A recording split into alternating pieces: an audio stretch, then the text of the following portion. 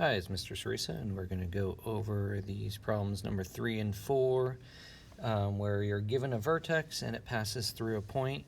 So the main thing is to remember the vertex form, and then it suddenly becomes a lot easier. And if the vertex is 6, 7, that means h is 6, k is 7, and if it passes through any old point, we are given the x, so 4 and -3.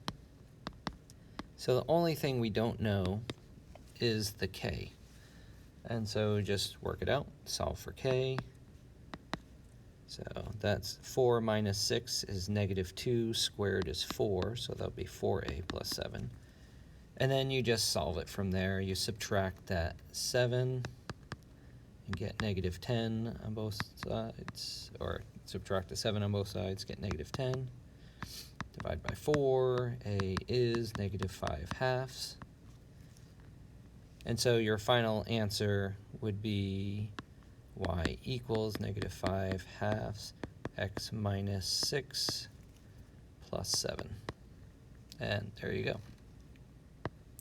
Sorry I didn't have enough room, but that's how we do things. All right, the next one's basically the same thing, but they tell you the y-intercept, which really tells you the x and the y as well. So I'm just going to go through and do the same thing there. The y is 10, a we don't know, x is 0, minus -2 squared, minus 4. Simplify that down, we get 10 equals 4a minus 4, so 14 equals 4a, and a equals 7/2. So our final answer will be y equals 7/2 x plus 2 squared minus 4.